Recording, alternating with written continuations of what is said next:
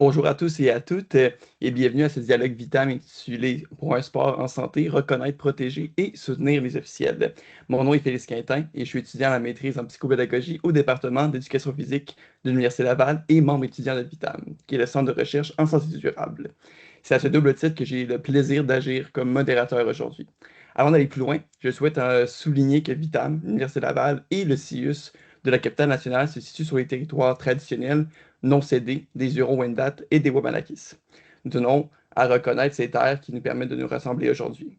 Je tiens à souligner la contribution de la direction de l'enseignement et des affaires universitaires du CIUS de la capitale nationale, dont le soutien rend possible l'organisation de cette activité intégrée à la mission de l'Institut universitaire de première ligne en santé et services sociaux. Avant de commencer, quelques rappels. La rencontre officielle dure jusqu'à 13 heures. Nos invités resteront ensuite jusqu'à 13h30 pour la période des questions. L'activité est enregistrée et bien sûr diffusée en ligne.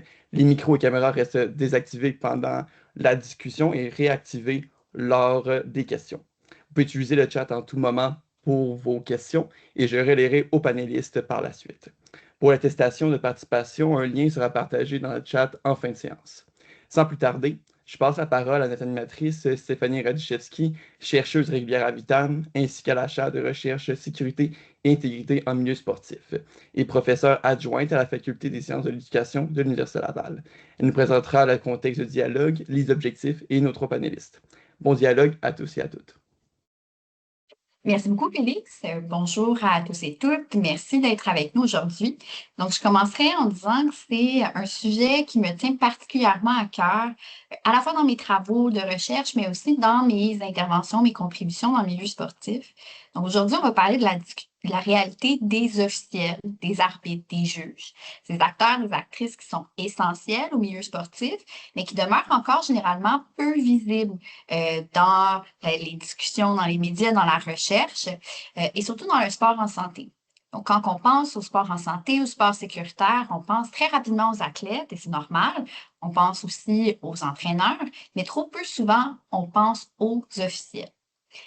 On a tendance à parler d'eux et d'elles quand il y a des controverses, des décisions controversées ou quand il y a des situations de tension ou de violence. Mais l'expérience des officiels, ben, c'est beaucoup plus riche que ça. Ça inclut, oui, effectivement, des situations de contestation, de violence, mais aussi des expériences qui sont très positives, des apprentissages, une contribution importante à la qualité de l'expérience sportive. C'est important aussi pour moi de souligner d'entrée de jeu que ces enjeux-là, ils ne relèvent pas uniquement des individus, donc des personnes très importantes qui jouent le rôle des officiels, mais c'est profondément ancré, lié à la culture sportive et aux interactions dans les différents acteurs et actrices. Donc aujourd'hui, les objectifs du dialogue, on en a trois, c'est de reconnaître les principaux enjeux humains, sociaux et organisationnels vécus par les officiels, comprendre les conditions qui vont soit soutenir ou fragiliser le bien-être et la rétention, et identifier des pistes d'action pour des environnements plus sains et sécuritaires en milieu sportif. J'ai la chance d'avoir avec moi aujourd'hui sur le panel trois personnes qui ont contribué, chacune à leur façon, à mon propre parcours dans le monde des officiels. Donc, on a d'abord Annie Chandonnet. Il va falloir vraiment que je me concentre pour dire les noms de famille aujourd'hui. Donc, Annie Chandonnet de Sport Québec, qui est coordonnatrice au service à la collectivité sportive et responsable de plusieurs choses, mais entre autres de la formation multisport pour les officiels. On a Annie Michaud de Gymnastique Québec, qui est coordonnatrice au développement des officiels, qui a par ailleurs été très longtemps, je vais taire le nombre d'années que tu nous as confiées, là, mais très longtemps juge elle-même en gymnastique. Et on a finalement Reda Fazazi, qui est chercheur postdoctoral à l'Université de Toronto, mais qui a longtemps été dans la gestion, la coordination de l'arbitrage au niveau de certains clubs de la région de Québec et qui est encore actuellement arbitre dans le Canadian Premier League, donc la Ligue de soccer professionnelle au niveau canadien. Je vais lancer la discussion. On a trois grandes questions. Je vais commencer avec une première question. Je vais l'adresser à une personne en particulier. Mais l'idée ici, c'est pas vraiment un tour de table. J'aimerais que vous vous relanciez, vous rebondissiez sur les idées de chacun, chacune. Puis, je vais me permettre quand même peut-être d'aller vous questionner plus spécifiquement sur certains points de vue. Pour les personnes du public, vous pouvez utiliser le chat en tout temps. Vos questions, vos réactions vont nourrir la période de questions à la fin. Donc, première question. À votre avis, quels sont les principaux enjeux humains sociaux et organisationnels qui sont associés à l'expérience des officiels. Et on peut parler d'enjeux en termes effectivement de défis vécus, mais peut-être c'est quoi aussi les aspects positifs au sein de ces enjeux-là. Je commencerai avec Annie Chandonnet. Merci Stéphanie. Bien, dans un premier temps, j'aurais simplement envie de mentionner qu'on parle beaucoup des athlètes, des événements sportifs, des entraîneurs, mais il ne faut pas oublier que s'il n'y a pas d'arbitre ou d'officiel de juge, il n'y a pas d'événement. Donc, j'irai vers la valorisation. Ces gens-là ont un rôle à jouer important, clé, mais souvent peu soutenu. Donc, ils se retrouvent seuls parmi une foule ou parmi une situation où ils doivent répondre rapidement, doivent faire face à leurs émotions. Donc, il y a plein d'enjeux de cette façon-là. Et souvent, ils sont laissés à eux-mêmes seuls. Donc, souvent, ce qu'on va entendre d'eux, c'est bien, on aimerait ça être un peu plus soutenu, d'avoir des consignes claires, d'avoir un sentiment d'appartenance, d'être associé à un groupe aussi qui nous comprennent, qui font les mêmes travail que nous. Mais avant tout, j'aurais plein de choses à dire, tu le sais, donc je vais laisser la place aux autres, mais je veux juste dire qu'il faut valoriser les officiels si on veut les garder ou si on veut développer ce rôle-là. Mm-hmm. Donc, reconnaître aussi leur place, l'importance qu'ils ont dans les milieux. Est-ce que Anne Michaud, Reda, vous voulez rebondir là-dessus? C'est quoi les enjeux que vous vivez ou que vous avez observés? Ouais, je peux rebondir là-dessus. Je vais aborder la facette, on va dire, de mon rôle en tant qu'arbitre, mais aussi en tant que gestionnaire d'arbitrage. Je pense qu'un des enjeux importants humains dans ce sujet-là, c'est aussi, on va dire, un petit peu la gestion des émotions, hein. Les arbitres font face vraiment à beaucoup d'émotions, que ce soit positives ou négatives, la gestion de la frustration, soit des entraîneurs, des joueurs, des spectateurs, aussi de leurs compères. Ça peut être aussi des choses positives, là, donc des bons coups qui sont soulignés par leur organisation, par leur père en tant qu'arbitre aussi. Donc, c'est beaucoup de choses qui sont à développer pour les arbitres, puis à maintenir aussi. Puis c'est des facettes qui sont importantes aussi dans la vie de tous les jours, là, que les arbitres développent à travers ça, ils peuvent en fait garder dans leur vie de tous les jours, là. Mhm. Oui, effectivement, beaucoup d'émotions, beaucoup aussi de décisions à prendre, je pense. On est dans un contexte de jeu. Par exemple, au soccer, il y a beaucoup de décisions qui doivent être prises. On ne les remarque pas tous parce Ouais. qu'on ne sait pas nécessairement toutes les décisions, mais j'imagine que ça doit aussi beaucoup rouler dans ton cerveau quand tu es en train d'arbitrer. Oui, exact. Puis à un certain moment, ça devient un petit peu un genre d'automatisme, mais dans un match de soccer, je vais toujours donner un peu mon exemple en tant qu'arbitre de soccer, mais c'est plusieurs centaines de décisions par match, puis on s'en rend pas compte, mais chaque chose est une décision. Le ballon sort, à quelle équipe va la touche? Est-ce que c'est un corner, un coup de pied de but? Est-ce que chaque contact, c'est une faute? C'est pas une faute? Après ça, il y a plein de micro-décisions qu'on s'en rend pas compte, mais par exemple, au soccer, on arbitre soit à 3 ou à 4 arbitres, dépendamment des matchs, mais il y a toute la gestion de la collaboration dans la même équipe. Donc, on se regarde, est-ce que cette décision-là, on la partage pas? Donc, c'est plusieurs choses. Puis, c'est à gérer aussi chacune de ces décisions-là. De quelle façon, si on prend peut-être une décision qui était mauvaise, de quelle façon on se relève de ça, on passe par-dessus parce qu'il y en a d'autres qui vont arriver par la suite. Donc, c'est beaucoup de choses à gérer là, les unes après les autres. Mhm. Comme tu dis, ben, c'est parfois plus difficile, mais c'est quelque chose qu'on apprend aussi et qu'on peut apporter dans notre vie de tous les jours, par exemple. Annie Michaud, en termes d'enjeux, qu'est-ce que vous observez chez Gymnastique Québec? Il y en a plusieurs, en fait. Ben, c'est sûr que nous autres, c'est vraiment différent parce que là, c'est un sport jugé, fait que c'est un contexte qui est différent. Le type de réglementation est différent. Fait que c'est sûr qu'en termes de formation, c'est une formation qui est très exigeante, qui est longue, ardue, mais qui va vraiment refléter après ça toute la complexité du sport. Puis, effectivement, je peux rebondir rapidement là, sur la gestion des émotions, dans le sens que en ayant le type de rôle de l'officiel, devient un rôle très imputable. Donc, tu sais, les officiels, ils vont toujours rester stressés, anxieux, même s'ils connaissent bien la réglementation, de ne pas vouloir se tromper par respect pour les athlètes là, qui présentent leur performance. Ils ont travaillé fort, puis mais ça reste des êtres humains qui évaluent des performances de la manière la plus objective possible. Donc, c'est sûr que ça amène son lot de stress là, pour cette dimension-là. La lourdeur de la formation aussi, comme je le disais, en gymnastique principalement, c'est des longues formations. Fait que c'est sûr que ça aussi, ça demeure comme un enjeu qui va qui va se refléter des fois dans la rétention. Est-ce qu'un officiel a envie, même s'il est très passionné, d'avoir à suivre une formation annuellement? Ben oui, la réponse c'est oui. On veut les garder le plus au fait, le plus actuel possible dans leurs connaissances. Puis il y a très souvent des mises à jour de la réglementation, des changements de programme, des changements de code de pointage. On n'a pas le choix de les garder formés et à jour. Mais ça fait partie des fois des risques où certains officiels peuvent dire ben, je suis tannée de la suivre ma formation année après année. J'ai l'impression que je suis assez compétent pour pouvoir commencer mon année sans avoir besoin de suivre une formation. C'est sûr qu'on essaie de trouver des fois des solutions là, pour pallier à ça en offrant des formations un peu plus courtes, des mises à jour versus une formation complète. Mais ça reste vraiment quelque chose qui est important. Un autre enjeu qui me vient rapidement en tête, c'est les conditions de travail. Conditions de travail dans le sens où c'est des horaires qui sont vraiment exigeants. Une compétition de gymnastique, ça commence à 7 h le matin, ça finit à 9 h 30 le soir. Puis c'est toujours les mêmes officiels. Là. Ils prennent pas, à part un petit break de dîner, là, ils n'ont pas de pause. Ça roule puis ça roule comme ça toute la fin de semaine. Ça va commencer le vendredi matin, ça se finit le dimanche en fin de journée. C'est des longs horaires.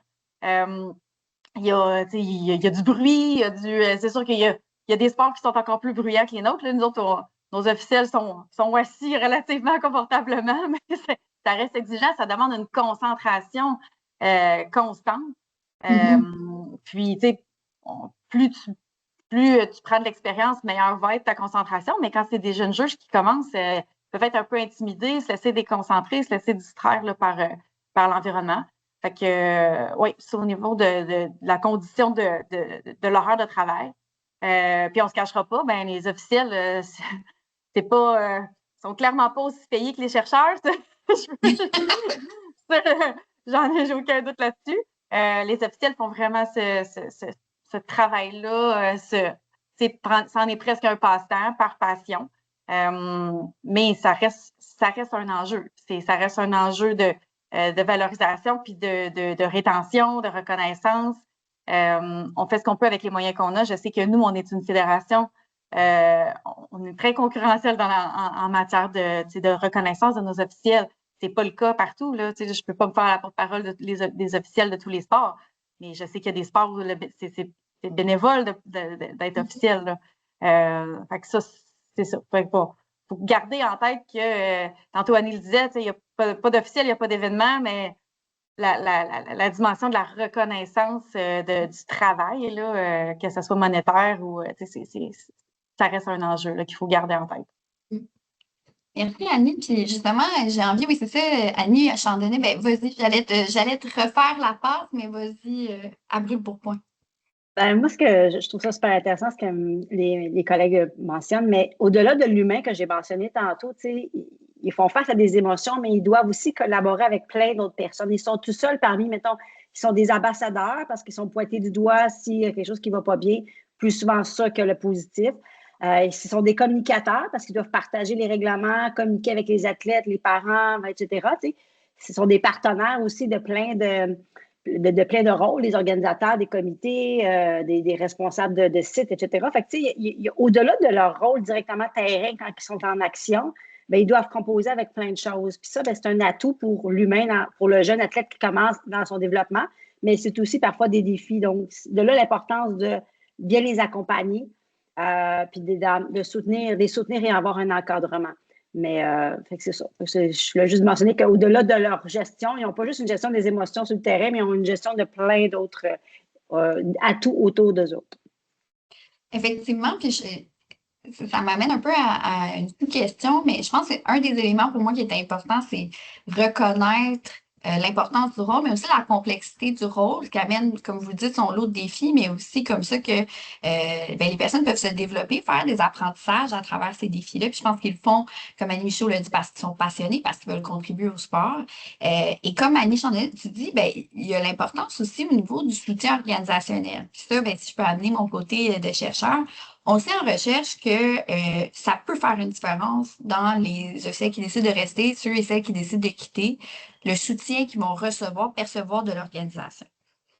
À votre avis, je vous lance ça, C'est quoi les défis, les enjeux au niveau du soutien organisationnel chez les officiels actuellement au Québec?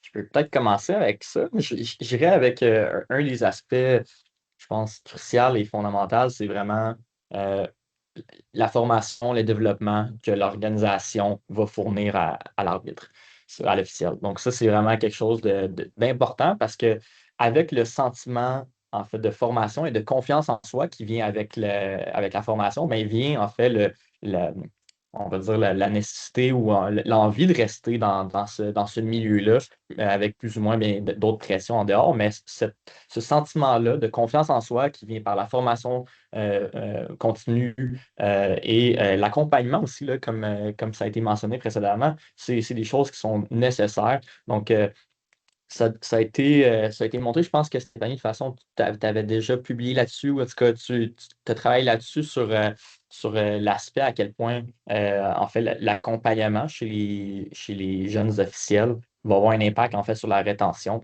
Puis, plus une organisation est capable, puis ça vient avec d'autres enjeux, hein, soit financiers ou temporels, bien évidemment, mais d'accompagner et de soutenir ces officiels, surtout dans les premières années qui sont cruciales, ben, c'est avec ça qu'on est capable, en fait, d'essayer de retenir nos officiels à long terme. Mhm. Merci. Donc, la formation, comme Anne Michaud, tu disais, est-ce que tu veux rebondir aussi là-dessus? Au niveau de la formation, De façon générale. oui, parce que dans la formation, je dirais vraiment dans le même sens que Reda, là, ça doit passer par là parce que le sentiment de compétence va t'amener un sentiment de confiance. Mais on sait bien, là, la formation, ça y va en fonction d'un cheminement d'officiel. Tu ne deviens pas compétent le jour 1 où tu commences à officier. Là. Alors, c'est sûr que je pense que le sentiment de compétence va se développer avec le temps, en même temps que l'expertise, que l'expérience. En termes d'accompagnement, c'est sûr que plus on va proposer aux officiels d'être mentorés, plus ça va être facile. C'est vraiment des choses qui sont pas toujours faciles à mettre en place là, parce qu'avec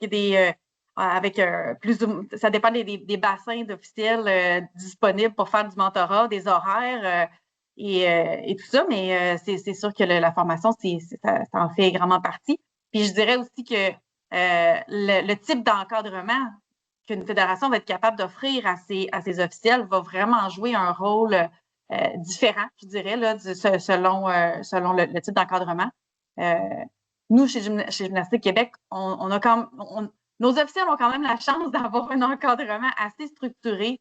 Tantôt, je disais, on a 365 officiels.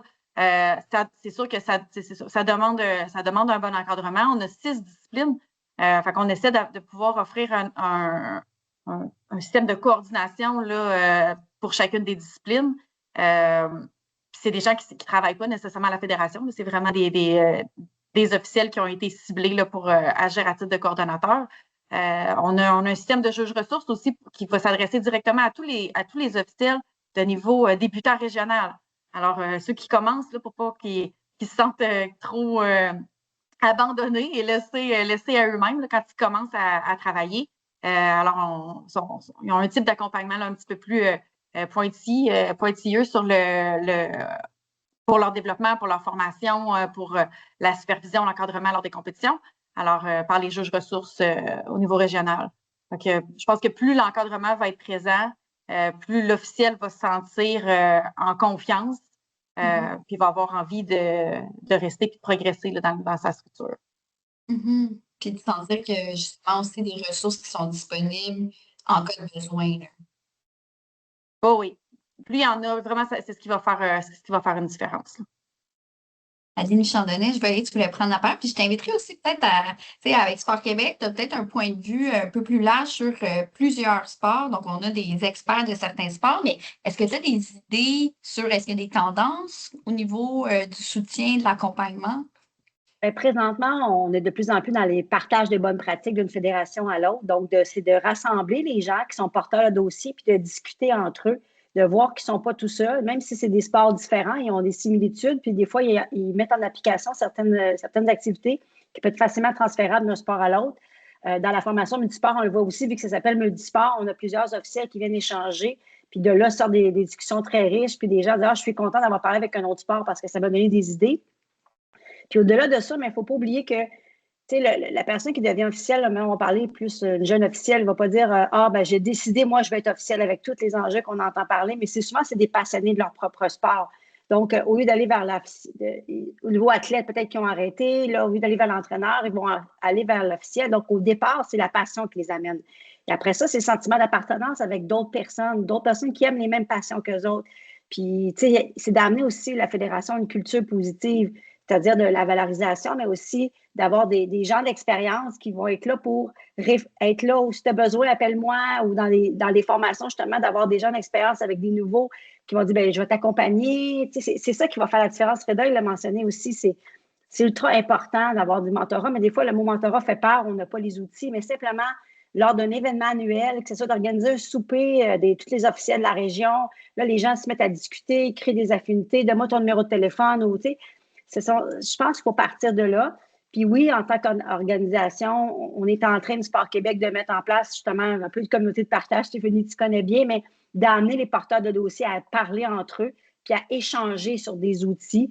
Ça, c'est un pas. On a encore plusieurs à faire, mais je pense que ça, c'est la base, c'est d'échanger les bonnes pratiques. Puis au-delà de parler juste des enjeux, il faut regarder qu'est-ce qui fonctionne bien, puis comment amener ça vers le positif. Est-ce que je peux rebondir là-dessus rapidement? Tout à fait. Génial, c'est ça. Donc, j'ai adoré ça. Puis je vais rebondir aussi sur certains commentaires dans le chat, même si on peut y revenir plus tard, là. Mais parlant justement de mentorat, etc., je veux remettre un petit peu l'accent là-dessus, à quel point c'est important. Puis à quel point ça peut être aussi différent d'une structure différente, là. Par exemple, dans le soccer, il y a des évaluateurs. Donc, c'est différent de mentors parce que les évaluateurs sont formés. Donc, c'est une certification qui est différente et qui vont en tant que tel noter le travail des arbitres.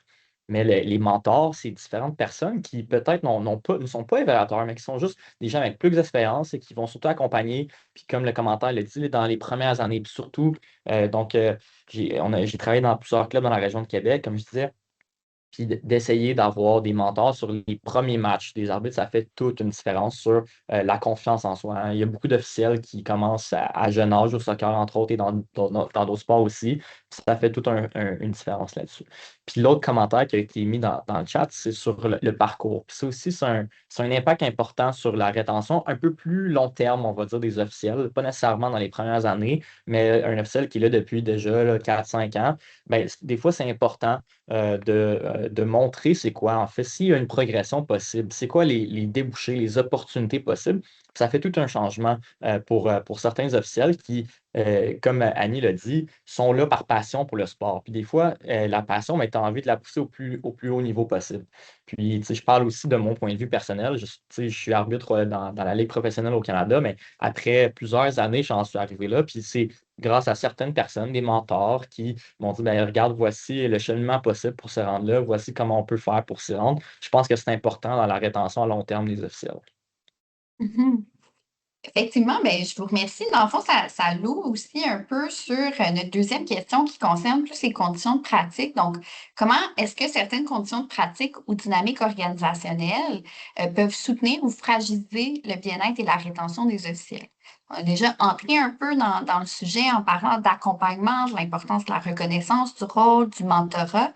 Est-ce que vous avez, disons, on va y aller comme ça, là, mais c'est quoi les priorités, vous diriez, là, OK, ça, c'est des conditions de pratique qui vont être soit plus difficiles ou qui vont faire une différence dans le bien-être des personnes qu'on a chez les officiels.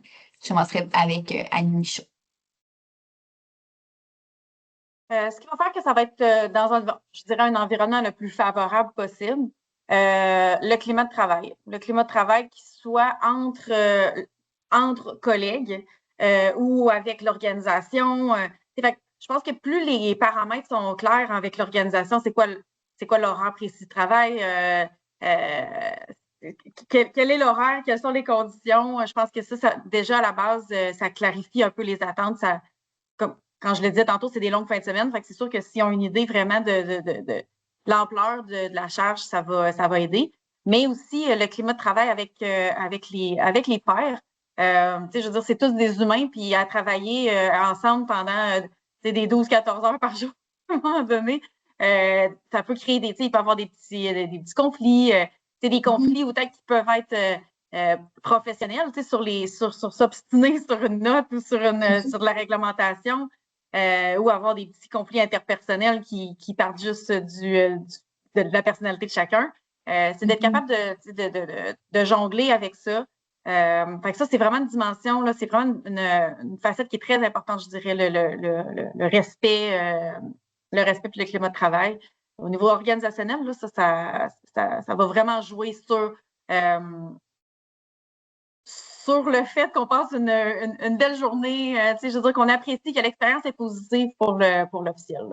Tout à fait. Donc, le climat de travail, puis tu as nommé plusieurs choses. Au niveau du climat, il y a quelque chose dans l'organisation, la clarté, la logistique de ce qui est attendu de nous, donc avoir des attentes très claires, mais aussi dans les interactions interpersonnelles entre les personnes, effectivement. Puis ça peut être aussi, je dirais même jusqu'avec les relations que tu vas développer avec le reste des acteurs de la compétition. Fait que c'est sûr qu'il n'y a pas beaucoup de contact direct avec les athlètes, à moins que certains décident de venir à la table officielle pour avoir, en compagnie de l'entraîneur, des fois, avoir des réponses à des questions, des préoccupations. Mais souvent, ça va vraiment être des contacts qui vont être avec les entraîneurs directement. Les entraîneurs vont venir poser des questions sur la note, des fois, quand il y a une différence, mettons, avec la compétition d'avant, ben, ils viennent poser une question. OK, ben, la dernière fois, il me semble qu'elle a eu plus fort. Es-tu capable de m'expliquer pourquoi? Puis bon, ça va être le type d'interaction qu'on va avoir. Par contre, heureusement pour nous, on n'a pas vraiment d'interaction à avoir avec les parents. Les officiels sont très, très peu en contact avec les parents. Est-ce que c'est une question de proximité physique là, dans le gymnase? Je ne penserais pas. Je pense que c'est une question de culture de notre sport qui n'a jamais eu à amener vraiment là, de contact avec les parents. Mais je sais que dans d'autres sports, c'est vraiment un enjeu. Là, alors, on se compte chanceux. Ça ne veut pas dire qu'on ne reçoit pas des fois des appels de parents qui nous demandent pourquoi à la fédération, des fois, je reçois des appels de parents pour savoir pourquoi il y a eu telle note ou une autre. Malheureusement, ce n'est pas le type d'information qu'on donne, mais c'est à peu près les seuls contacts qu'on a avec les parents. Puis dans ce temps-là, on les redirige vers les clubs. C'est vraiment les clubs qui gèrent les réactions des parents. Fait que ça vient jouer aussi sur le climat de travail. Les officiels ne sont pas tendus, ne sont pas anxieux d'avoir affaire avec cette clientèle-là du tout. Contrairement au hockey ou je ne sais pas, au soccer, à quel point la relation peut être directe ou indirecte avec le parent, mais ça va vraiment jouer, là, nous, positivement. Donc, on voit qu'il y a des différences aussi, comme tu dis, vraiment dans les cultures. Il y a une culture autour du sport en général, mais chaque sport va avoir aussi ses particularités. Puis, dans le fond, les juges, tu te dis, ils sont quand même stressés de ce qu'ils veulent faire, c'est donner la meilleure performance possible pour les athlètes, mais ils ne seront pas vraiment stressés des interactions avec les parents, par exemple, parce que ça, c'est pas quelque chose qui survient régulièrement. Est-ce qu'Annie Chandonnet ou Reda voulaient rajouter quelque chose? Ben oui. Je trouve ça intéressant. Puis, Stéphanie, tu l'as mentionné aussi, je pense que chaque sport a sa propre réalité. Mais je pense qu'après, en tant qu'organisation Sport Québec, ou ce qu'on a vécu avec les formations multisports où on échangeait avec plusieurs personnes ou avec les porteurs de dossiers, la première chose que j'aurais à proposer, c'est d'avoir un bon leadership. Mais avoir un bon leadership ne veut pas dire que je donne des directives. C'est de savoir faire travailler les gens en équipe, de ramener toutes les forces à chacun, parce que la réussite de l'événement, c'est pas juste un individu, c'est un ensemble de personnes qui jouent bien son rôle, puis qu'il y ait des consignes qui soient claires. Donc, je pense qu'au départ, pour tout porteur de dossier des officiels, il faut que c'est des structures, un plan, une structure qui est détaillée, qui fait quoi, comment, puis etc. Puis en telle situation, on réagit comment, on réagit en équipe. Donc, c'est pas juste un individu, c'est un ensemble de choses. Donc, chaque événement est constructif aussi, peut avoir passé quelque chose qui ça ne s'est pas bien déroulé, mais on en prend de façon positive pour la suite. Fait que moi, je dirais vraiment dire, la personne qui est responsable, c'est de donner une structure qui est claire. Et souvent, on va retrouver dans plusieurs sports des rencontres avant un match ou avant un événement ou des petits briefings entre officiels. C'est là qu'il est important de donner des consignes claires. C'est quoi les attentes, puis les marches à suivre au niveau de l'éthique et le respect aussi. Je pense que ça part de là. Puis après ça, c'est ça. Les organisations qui ont réussi à se mettre en place une structure, ils ont beaucoup plus de facilité après dans peu importe les événements qui se produisent ou la réussite de l'activité. C'est mon petit point. Travail d'équipe. Travail d'équipe, clarté des attentes, la structure, tout à fait. Reda? Oui. C'est drôle, le commentaire qui vient d'arriver, j'allais embarquer là-dessus, exact. J'allais dire aussi de quelle façon l'organisme en soi peut soutenir aussi l'activité de l'officiel. Dans plusieurs sports, on a parlé, Annie a parlé un petit peu de la rémunération, mais il y a aussi, on va dire, le coût de la formation, hein. Donc, je connais pas la réalité de tous les sports, mais par exemple, au soccer, ben, le fait de se certifier en tant qu'arbitre, c'est un coût en soi. Et différentes organisations, ben, il y en a certaines qui la paient, d'autres qui ne la paient pas. Même chose pour l'affiliation à chaque année, c'est un coût qui est relié à ça. L'équipement aussi. Donc, tout ça, c'est des coûts qui sont réels et qui peuvent s'accumuler en fait pour un officiel. Et donc, le soutien de l'organisation a un impact important là, sur la rétention de l'arbitre, en fait, ou même la volonté de devenir arbitre. Donc, à ce point-là, puis aussi, si on continue à parler un petit peu des attentes en tant que telles, puis au point de vue personnel aussi par rapport à ça, il y a tout l'aspect, en fait, de qu'est-ce qu'on attend de l'officiel par rapport à qu'est-ce qu'on lui donne en quelque sorte, ou qu'est-ce qu'on lui demande. Donc, par exemple, ben, le temps investi. Donc, pour certains officiels, il y a un voyagement qui est nécessaire, donc le temps de se déplacer pour aller officier son match ou peu importe son événement. Donc, il y a ça. Il y a aussi le temps de formation. Dans certains sports qui demandent en fait de se déplacer, comme le soccer, entre autres, il y a beaucoup d'entraînement physique qui est nécessaire à certains niveaux. Donc, tout ce temps-là qui est demandé, des fois aussi du temps à prendre en dehors du travail pour se déplacer ou peu importe pour de la formation, c'est des choses qui sont à considérer dans le soutien organisationnel et qui fait une grosse différence. Euh, donc, il y a cet aspect-là. Puis, l'autre aspect que je voulais mentionner, qui m'échappe, là, ça a été abordé juste avant. Euh, Au oui, niveau, c'est ça. si je peux, vas-y, Oui, vas-y. vas-y. OK, OK. C'était le climat social, là. Donc, Annie Michaud avait parlé de ça tantôt, que, bon, justement, quand on a un sport à juger, il y a peut-être moins d'interaction avec les parents. Mais là, je vais donner l'exemple, par exemple, du soccer. Ça, il y a plus d'interaction, par exemple, avec les spectateurs, avec les participants, les entraîneurs. Puis ça cause quand même, dans certains cas, beaucoup de frustration. Ça peut causer, en fait, justement, des problèmes. Puis je pense que l'organisation a un rôle important à jouer avec l'officiel lorsqu'il y a des problèmes, hein. Il n'y en a pas tout le temps, mais quand ça arrive, c'est important comment une organisation va gérer ça. Donc, comment que l'officiel va se sentir soutenu ou pas par son organisation va avoir un impact super important sur sa rétention. Donc, par exemple, est-ce qu'il y a des comités de discipline? Est-ce que l'arbitre en est conscient? Est-ce qu'il connaît quelle est la décision qui a été prise par le comité de discipline? Toutes ces choses-là sont importantes pour savoir, en fait, en quelque sorte, si l'officiel est soutenu par son organisation. Puis ça, comme on l'a dit au début, c'est le soutien là, qui a un impact majeur sur le destin de l'arbitre ou de l'officiel. En fait, je vais revenir éventuellement au comité de discipline. C'est quelque chose que j'avais noté qui m'intéressait dans les discussions. Euh, mais j'aimerais avant y aller aussi sur quelque chose que tu as nommé sur le soutien aux formations, les coûts. Il y a un investissement de temps, il y a un investissement d'argent qui peut être demandé. Donc, j'ai envie d'ouvrir aussi, de vous lancer ça. Moi, ça me fait aussi penser à euh, puis j'ai vu la question passer, là, il y a plein de questions. Merci aux personnes du public. On ne peut pas toutes répondre maintenant, mais il va y avoir une période de questions à la fin. Il y a des personnes qui se questionnaient à savoir, par exemple, est-ce qu'en gymnastique, les juges sont payés? Et dans plusieurs sports, on sait que, en fait, dans la majorité des sports, les juges, les officiels sont bénévoles. Donc, c'est des coûts qu'on leur demande. Des fois, ils vont être payés par per diem pour leur transport, par exemple, ou pour des repas. Donc, je vais ouvrir à Annie la question sur la réalité en gymnastique. Mais avant, ce que aussi je voulais peut-être un peu refléter, c'est que ça va varier par sport, puis ça va varier parfois par région. Donc, au soccer, il y a des choses qui sont payées, il y a des choses, il y a des, donc oui, les arbitres sont payés pour leur match, mais en termes de formation, d'accréditation, c'est pas nécessairement toutes les régions qui vont défrayer ces coûts-là. Donc, est-ce que ça peut créer aussi des insatisfactions parce que c'est pas la même chose qui se passe en Abitibi versus à Montréal, par exemple? Donc, voilà. Donc, j'ouvrirais peut-être la discussion à ce sujet-là. Annie, Michaud? De notre côté, on a une grille là, de rémunération d'honoraires qui est la même là, pour toutes les régions, pour l'ensemble de la province. Elle va varier d'un niveau d'officiel à l'autre. Mais c'est sûr que, tu sais, je veux dire, elle va toujours être à réviser, cette grille-là, parce que les officiels vont. C'est sûr qu'il y a une possibilité de payer, mais il faut quand même être capable de satisfaire les gens puis de s'assurer qu'on va les garder. Pour un jeune officiel, actuellement, c'est pas, nous, on paye pas à l'heure, là, on paye au bloc, là, donc, mettons, à la demi-journée de travail. Puis quand on fait le ratio horaire, sont à peine payés le salaire minimum. Là. Il y a des niveaux qui ne sont même pas au salaire minimum. Fait que c'est sûr que pour un officiel, des fois, elle se dit, ben là, que ça va être plus payant pour moi d'aller travailler chez Tim Hortons que d'aller juger.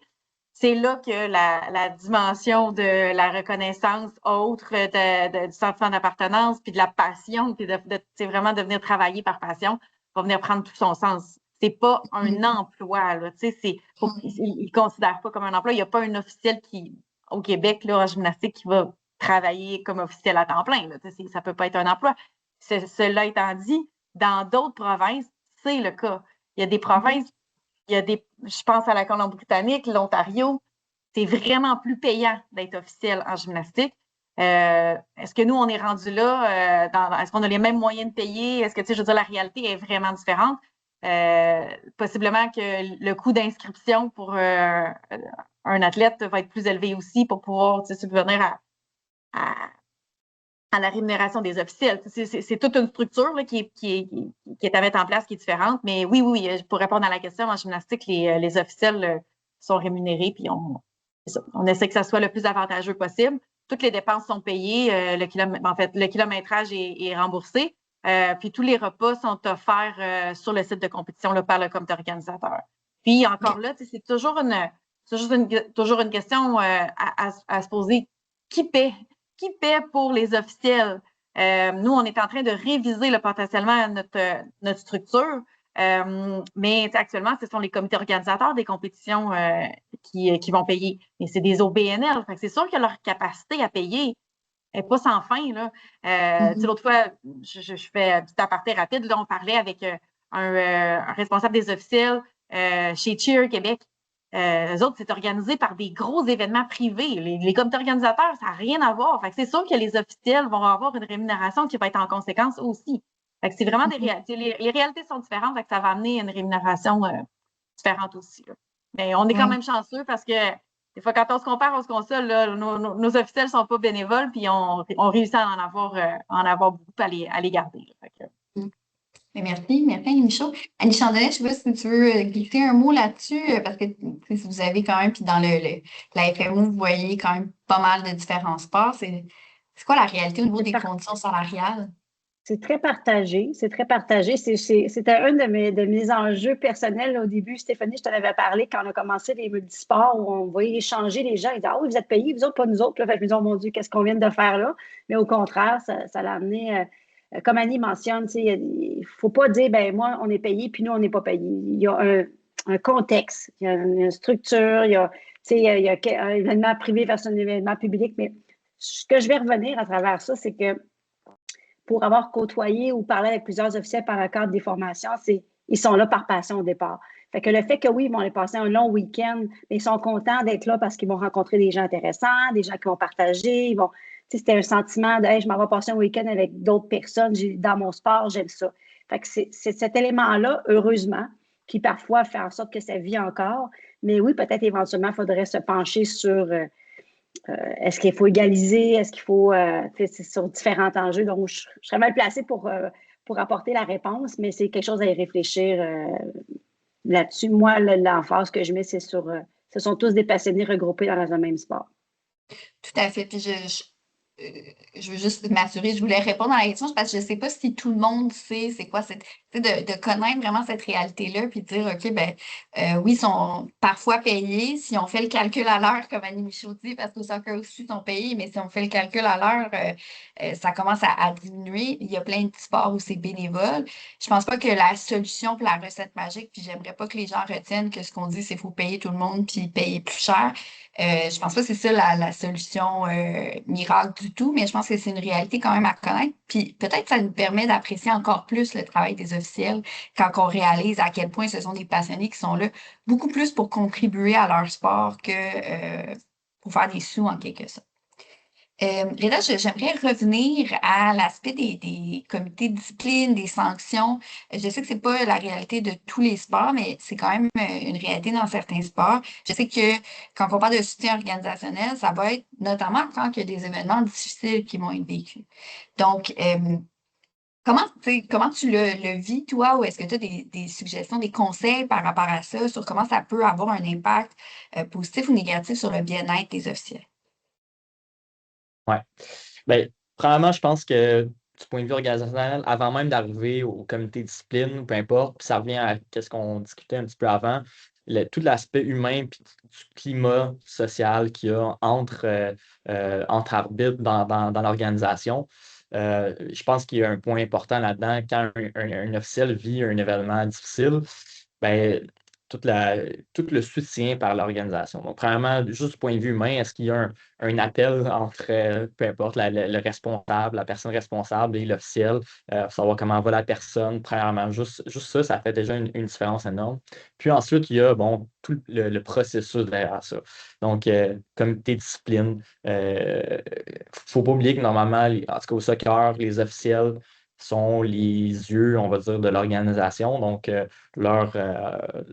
ce qui est décrit par l'officiel, c'est ce qui est retenu en tant que tel. Mais après ça, il ne faut pas oublier que ben, c'est des humains qui sont en charge des comités de discipline. Il peut y avoir différentes choses. Mais ce qui est important derrière ça, c'est qu'il faut absolument que l'arbitre soit informés de ce qui se passe, parce que dans certains cas, malheureusement, ils ne sont pas. Fait qu'il y a un petit peu une obscurité derrière ça. L'officiel a vécu une situation difficile, finalement, n'a aucune idée de ce qui se passe par la suite. Et des fois même, euh, que ce soit de façon maladroite ou pas, l'officiel n'est plus, par exemple, réassigné sur ces équipes-là. Donc, il ne sait pas si c'est une conséquence en tant que telle ou pour le protéger. Donc, c'est différentes choses qui sont des fois pas sues de l'officiel, qui sont difficiles. Donc, je pense que ce qui est important, c'est vraiment une transparence, une communication de ce qui se passe et de la décision finale aussi pour savoir, en fait, du point de vue de l'officiel, qu'est-ce qui se passe au niveau de l'organisation. Tout à fait, merci. Puis c'est des choses que j'avais entendues, moi, quand j'avais fait des entrevues avec des jeunes arbitres, justement, à la fois, on ne sait pas trop qu'est-ce qui se passe par après, et ben, de percevoir le fait qu'on n'est plus assigné sur certains matchs comme, ben, finalement, la punition, c'est moi qui la vis, c'est pas l'autre personne. Donc, parfois, ça peut être quelque chose qui est vu comme étant positivement, mais on revient à l'importance de la communication, des attentes qui sont claires, mais des décisions qui sont claires. Je pense que là, on parle de sanctions dans des cas de violence là, ou de gestes répréhensibles, mais je pense qu'on peut aussi appliquer ça, par exemple, en gymnastique, si on se dit, bon, ben, il y a eu des compétitions qui sont peut-être plus difficiles au niveau des décisions qui ont été prises, où il y a eu des contestations. Je pense que c'est l'important, c'est d'être là quand ça fonctionne bien pour aussi la gestion des attentes, gérer que les compétitions aillent bien. Mais quand ça va un peu moins bien, ben, il faut aussi être proactif dans offrir de l'aide et du soutien à ce niveau-là.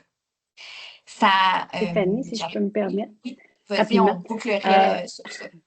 Ben, dans le fond, je trouve ça super intéressant, ce que les gens, Reda aussi, c'était super important, mais on parle souvent dans une formation, on dit souvent là, avant, pendant et après, la préparation avant le match. Et le après est aussi important. Donc, dans une organisation, c'est est-ce qu'on a prévu le après? Comme Reda a mentionné, juste un appel. Comment a été peut-être que tu ne l'as pas vu ce qui s'est passé. Comment a été, juste pour avoir une rétroaction. Et que si jamais on va à écrire un rapport de disciplinaire, ben, il faut qu'il y ait des suivis qui soient faits. C'est important qu'ils se sentent que ce que j'ai dit, il y a une phrase qui dit « ce que je tolère, je l'encourage ». Donc, si jamais on porte plainte et qu'il ne se passe jamais rien, à un moment donné, on n'aura plus de crédibilité puis les gens vont abandonner. Mais c'est important de faire un suivi. Donc, là, après, dans une organisation, on a dit « OK, dans ma structure de formation, peu importe, ou de comité organisateur ou de leadership comme officiel, quand mon événement est fini, est-ce que je peux regrouper mes gens? Est-ce qu'on peut échanger? Est-ce qu'on peut discuter? Si on voit qu'il y a des enjeux plus pointilleux, est-ce qu'on peut les prendre à part? Puis, fait que moi, ce serait ça qu'il ne faudrait surtout pas oublier. Bonne préparation avant, pendant le match ou la partie ou le juge, peu importe ça se passe, peu importe comment ça se passe, mais le après. Il ne faut pas le négliger, ça. Tout à fait. L'après est très important et ça nous amène justement à notre troisième et dernière question. On va avoir une dizaine de minutes sur les pistes d'action. Donc là, on a parlé de plein d'enjeux, plein de réalités, puis je pense qu'on pourrait faire plusieurs dialogues parce qu'on a tellement de choses qu'on pourrait dire. Mais là, j'aimerais vous entendre sur c'est quoi vos pistes de réflexion, vos pistes d'action qui sont les plus porteuses pour renforcer ce qui fonctionne bien, puis créer vraiment des environnements qui sont plus simples, plus sécuritaires pour les juges, les officiels, les arbitres. Je commencerai avec Reda, parce que je suis allée une personne après l'autre. Parfait. Ben, moi, je vais commencer avec de mon chapeau d'arbitre. Je pense qu'une des choses les plus importantes, c'est de créer une structure de formation et de développement chez l'officiel, que ça soit clair, que ça soit communiqué dès le début. On sait qu'en commençant à arbitrer, en commençant à officier dans un sport d'une telle façon, voici ce qu'il faut si tu veux progresser, puis voici de quelle façon on peut t'apporter là. Je pense que ça, c'est quelque chose de relativement facile à faire, qui ne nécessite pas nécessairement des moyens financiers importants, puis qui peut sécuriser l'officiel dans son cheminement. Tout à fait. Donc, on revient aussi aux attentes, à la transparence. Merci. Annie Michaud? Moi, je dirais avec la valorisation, la reconnaissance, le développement du sentiment d'appartenance, tout ça, là, de mettre, des fois, ça peut être des petites actions très simples, là, de faire juste des publications sur les réseaux sociaux pour mettre en valeur la participation des officiels sur des compétitions importantes ou sur des bons coups. Ça peut être juste d'avoir une communication là, qui est ciblée à la communauté des officiels, par exemple une infolette, là, c'est pas nécessairement des actions qui sont bien compliquées, mais qui peuvent faire la différence là, sur la reconnaissance auprès du reste de l'organisation, mais développer en même temps le sentiment d'appartenance à leur communauté d'officiels. Ça fait une belle différence. Oui, puis j'ai envie de rebondir sur ce que tu dis dans le sens où il y a une reconnaissance. C'est toujours intéressant d'avoir une reconnaissance de notre rôle. Donc, pour les officiels, de voir il y a des publications spécifiques, mais ça permet aussi d'avoir une reconnaissance dans le reste de l'organisation parce que les entraîneurs, les athlètes, les autres gestionnaires dans l'organisation vont voir ces publications-là et réfléchir au rôle de l'officiel à ce moment-là. Donc, il y a comme un double rôle, hein, si on veut. Annie Chandonnet? Tous les points sont super pertinents de Annie et puis Reda. Moi, j'aurais envie de dire, quand on parlait de parcours de formation, je pense que ça peut devenir une motivation aussi. Hein? Quand on veut garder les officiels, si on a une motivation de voir, moi, j'aimerais ça atteindre tel niveau pour X raisons, hein, tout simplement personnel ou graver des échelons. Donc, c'est important. Si le parcours est clair, puis un encadrement, puis un suivi qui est fait, je pense que ça peut être intéressant aussi. Puis comme nous, on le vit un peu en discutant avec les différentes fédérations, mais j'ai envie de faire un petit clin d'œil. On a l'Association canadienne des entraîneurs qui ont un parcours qui est obligatoire. Pourquoi qu'on n'aurait pas un pour les officiels, qui serait uniforme, que les sports ensemble pourraient travailler pour dire. C'est sûr que l'aspect technique d'un sport à l'autre, c'est différent, mais l'aspect humain, la gestion du stress, la gestion du conflit, tout ce qui est la base de l'individu avant même de connaître les règlements, si ça devenait un parcours peut-être obligatoire, un cheminement, peut-être que ça nous aiderait à accompagner ces gens-là jusqu'à un niveau où peut-être que la motivation serait là pour rester puis pour graver les échelons. C'est mon petit clin d'œil. Ah, j'ai une petite phrase, Stéphanie, tu sais, j'aime bien les petites phrases. Les officiels ne sont pas un détail du sport, ils en sont une condition essentielle. Tout à fait. Merci, Annie. Puis j'ai envie, on a comme parlé de FMO sans vraiment le dire, mais moi j'ai envie de dire, puis quand on renchérit aussi sur le parcours des officiels, souvent dans les premières formations et parfois dans tout le parcours de formation des officiels, dépendamment des sports, on met beaucoup plus l'accent, puis c'est le cas chez les entraîneurs aussi, là, mais sur le technique et les aspects techniques et tactiques, les aspects pour le cas des officiels très réglementaires, le positionnement, etc. Mais il manque les aspects souvent humains sur comment on fait ça, gérer, vous l'avez dit, on doit gérer des relations interpersonnelles, que ce soit dans notre groupe d'officiels, que ce soit les athlètes, les entraîneurs, etc. Donc, les FMO, ça servait à quoi? Si tu peux nous faire un petit résumé là, de pourquoi ça existe. Oui, la formation multisport des officiels, ça dit c'est multisport. Dans le fond, il y a une quinzaine d'années, ça avait été une demande des fédérations sportives parce qu'au-delà de la technique, ils voulaient avoir un aspect humain, comme tu as mentionné. Donc, il y avait des modules qui avaient été créés. Malheureusement, la pandémie fait en sorte que ça avait tombé un petit peu à côté pour différentes raisons que vous connaissez. Donc, il y a 2 ans, Sport Québec a décidé de revoir un peu les modules de formation multisport des officiels et Stéphanie a fait partie du comité pour revoir, l'officiel, sa mission, son savoir-être, gestion du stress, processus décisionnel. Donc, ce sont toutes des formations qui sont accessibles à Sport Québec présentement et c'est gratuit pour l'instant. Là, on a la chance que le gouvernement nous a aidés à pouvoir maintenir ça gratuitement. Je pense que c'est méconnu. C'est méconnu parce que les gens, ça ne se rend pas directement où ce n'est pas un pattern obligatoire. Mais présentement, ce qu'on fait, c'est que beaucoup de fédérations nous appellent pour avoir des groupes sur mesure dans leur contexte sportif. Donc, on est en train de développer ça. Et je fais une petite promotion. On a un module communication efficace qui va être sous forme de balado, qui va être disponible dans le prochain mois, et un avec les parents. Donc, c'est des outils qui vont être véhiculés là, de façon gratuite sur le web et sur YouTube, directement reliés aux officiels. Donc, c'est un peu ça, la FMO, c'est la formation qui est en dehors de ce qui est les aspects règlements. Donc, c'est pour ça que plusieurs sports peuvent se retrouver ensemble et discuter sur des aspects plus humains et savoir comment je gère cette situation, la gestion de conflit, des processus décisionnels pour pas tout prendre personnel, mais de savoir qu'est-ce qui m'appartient, qu'est-ce qui ne m'appartient pas, ou par où je commence, où je vais me diriger. Donc, ce sont plus des bases d'une structure pour les officiels. Si j'ai des questions à la fin, ça me fera plaisir, mais je ne veux pas Non, élaborer. mais je pensais que c'était quand même important de le dire parce que je pense pour moi, puis on l'a dit un peu en cours de route, mais pour moi, il y a quelque chose qui est vraiment dans, si je peux vous dire, c'est quoi mes réflexions puis mes actions, c'est oui, effectivement, on est en manque de ressources, on est en période de coupure budgétaire, etc. Donc, une des solutions pour ça, mais c'est de se partager c'est quoi les bonnes pratiques, puis essayer de voir c'est quoi qui est transversal dans les sports ou c'est quoi qui est fait dans des sports qui sont peut-être similaires qu'on peut rapatrier chez nous. Puis d'avoir de l'entraide à travers de ça. Donc, moi, c'est un peu mon souhait puis l'objectif que je pense qu'on peut se donner puis qui pourrait de loin là, aider à soutenir les officiels. Comme dernière relance, dernier tour de table avant d'aller vers la période de questions, j'aimerais, puis on en avait un peu discuté, mais est-ce que vous avez des moments ou des personnes inspirantes dans le domaine des officiels que vous aimeriez partager avec le public?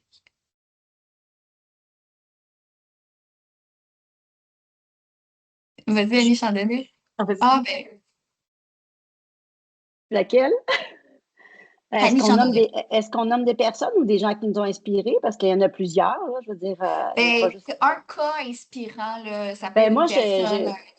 j'ai rencontré une personne, puis cette personne-là va se reconnaître parce que j'ai vu son nom passer dans les participants aujourd'hui, mais c'est une personne qui est dans le milieu du patin, donc patin de vitesse. Et puis que moi, ce que je me suis surpris en faisant un peu de bénévolat, c'est de voir que malgré son expérience et tout, il était proche terrain des jeunes. Donc, il n'y avait pas son rôle d'arbitre international que cette année a fait les Olympiques, mais plutôt, je suis là pour vous donner de l'aide. Donc, la passion était au-delà de tout le niveau qu'il pouvait avoir, mais d'être là sur le terrain, sur la glace, à genoux, en train de réparer la glace, de montrer aux jeunes comment le faire. Donc, moi, j'étais impressionnée par cette qualité là, de mentorat, mais qui n'était pas un mentorat one-on-one, c'était un modèle. Donc, bravo Michel, il y a quelqu'un qui l'a reconnu, donc un petit clin d'œil à Michel. Michel et son nom de famille pour que tout le monde Michel puisse bien. Dumont. Parfait. Ben, merci Michel Dumont. Qui a Annie participé Michaud. aux Olympiques cette année. En plus, bon, excellent. Effectivement. Annie Michaud. De mon côté, c'est une officielle qui est avec Gymnastique Québec depuis sûrement une vingtaine d'années. Elle nous était arrivée de la Bulgarie là, à l'époque. Un long parcours de gymnaste de niveau international, là, puis qu'elle s'était bien jugée, puis elle a déménagé ici. Puis elle a commencé, elle a fait ses premières armes là, comme tout le monde, puis elle est vite devenue une officielle de niveau national. Puis elle aussi, c'est vraiment son rapport à l'humain là, qui la différencie, qui la distingue des autres. On l'utilise maintenant comme c'est celle qui va former nos juges en chef. C'est elle qui va donner beaucoup de formation auprès des débutants, au niveau provincial aussi. Fait que elle est vraiment impliquée dans différentes sphères du sport puis du jugement. On le voit tout de suite, les gens qui ont vraiment à cœur leur passion, leur travail. C'est vraiment, ça en crée des modèles. Puis justement, on veut les garder. On veut les garder dans notre système, puis les reconnaître. Fait que même si personne ici, malheureusement, la connaît. C'est pas grave, c'est quoi son nom? Elle s'appelle Marietta. Marietta. Ouais, c'est ça. C'est un beau modèle pour un beau modèle pour Gymnastique Québec. Merci. Reda, le mot de la fin? Une personne, un moment inspirant? Est-ce que je peux en donner 2? Ben oui, mais si tu y vas rapidement. Ça va être parce que court. là, Ça va on être court. des Ah questions. ouais. Fait que s'il y a 2 extrêmes, mais les 2, c'est le même point commun qu'avec les 2 Annie, c'est l'aspect humain qui est important. Fait que je dirais que la première personne, c'est Yannick Beaulieu. Ça a été le responsable arbitrage quand j'ai commencé à arbitrer à Phoenix-de-Rivière à Québec, qui a été là pendant très, très, très longtemps, puis qui est maintenant sur le comité en fait du club, là, qui est encore là, puis qui a fait une différence chez beaucoup, beaucoup d'arbitres. Donc, il y a beaucoup de ces arbitres-là, entre autres, qui sont encore mes amis personnels dans la vie depuis très longtemps, puis qui seront encore, je l'espère, pour toute ma vie. Puis deuxième personne, c'est Elias Arfa, à l'autre extrémité, qui est un arbitre FIFA international et qui d'ailleurs, pour faire boucler la boucle un petit peu, on a parlé de différentes choses, de rayonnement, réseaux sociaux, puis de redonner à la communauté. Ben, Elias s'implique encore beaucoup dans la région de Québec, au soccer Québec aussi dans la province, au Canada. Puis d'ailleurs, là, il a été élu aussi aux Jeux olympiques l'année passée. Puis ça a été publié là, hier, en fait. Il va aussi participer à la Coupe du Monde cet été, donc Canada, États-Unis, Mexique. Puis ça a été partagé par différents réseaux sociaux. Puis ça, c'est une importance parce que ça montre à quel point les officiels font partie, en fait, de la sphère tout court du sport. Donc, ça a été relayé par RDS, TVA Sport, etc. Fait que, ben, félicitations à eux pour tous leurs accomplissements. Ben, merci à vous trois. Franchement, merci beaucoup pour ces échanges. On voit bien là, la réalité, comme je disais, on aurait pu en parler encore très longtemps. C'est très exigeant d'être un officiel, mais c'est aussi très porteur. On voit les apprentissages, les côtés positifs, les amitiés aussi. Puis ben, comme je vous disais, donc je vous ai demandé des pratiques inspirantes, mais moi, comme je vous disais au début, puis je suis très sincère quand je dis, vous toutes et tous avez contribué à mon parcours, vous contribuez encore à mon parcours dans le monde des officiels. Donc, je vous remercie, puis je pense qu'on comprend, les personnes dans la salle peuvent comprendre aussi pourquoi à travers les échanges que vous avez eus avec nous aujourd'hui. Mais je vous remercie personnellement d'avoir accepté de participer. Donc, Félix, je vais te laisser reprendre pour la suite des échanges et la période de questions avec l'auditoire. Oui, parfait. Ben, merci beaucoup. Je remercie les trois panélistes, Annie, Reda, et bien sûr Stéphanie également pour l'animation. Donc, on va passer, avant de passer à la période des questions, pour recevoir votre attestation de participation, je vais mettre le lien directement dans le chat, donc juste ici. Donc, je viens de le copier-coller. Et également pour le prochain Dialogue Vitam, qui aura lieu en septembre, qui portera sur la santé des enfants et des adolescents. Puis vous pouvez vous inscrire à l'infolette pour rester informé. Si vous devez nous quitter, merci d'avoir été des nôtres, puis merci d'avoir participé en aussi grand nombre dans le chat également, c'est super intéressant.